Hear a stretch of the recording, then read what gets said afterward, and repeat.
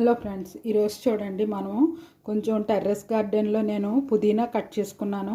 ఈ పుదీనా, 2 టమాటాలు, పచ్చిమిరపకాయలు, ఒక 7 పచ్చిమిరపకాయలు ఇవన్నీ వేసి నేను పచ్చడి చేస్తాను. పచ్చడి చాలా టేస్ట్గా ఉంటుంది అలా చేసుకోవడం వల్ల. దాంట్లోకి కొంచెం మినపప్పు, జీలకర్ర, వెల్లుల్లిపాయ ఇవన్నీ వేయించి నేను పచ్చడి చేస్తాను. ఆ పచ్చడి మనం టిఫిన్స్లోకి, భోజనంలోకి చాలా బాగుంటుంది.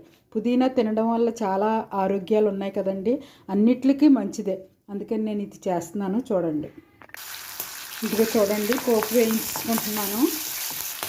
ఈ పోపుతో పాటు మనం ఇది కూడా పుదీనా కూడా వేయించేసుకోవాలి ఆయిల్లో. అలా వేయించేసుకుంటే మంచి టేస్ట్ వస్తుంది అనమాట. చూడండి, ఆ పోపు తీసేసాను. ఇప్పుడు టమాటాలు కూడా వేయించేస్తున్నాను. అందులో కొంచెం చిన్నది చింతపండు వేస్తున్నాను. ఇవి దీంతో ఇలా మగ్గిపోద్ది. మొత్తం మగ్గాక మిక్సీ చేసేసుకుందాం. చూడండి, వేయించుకున్న పోపు వేసాను, అలాగే టమాటా కూడా మగ్గింది వేసి ఇది మిక్సీ పట్టేసుకుందాం.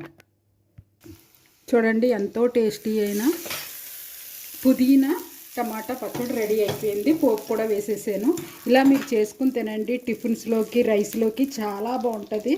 ఆరోగ్యానికి చాలా మంచిది.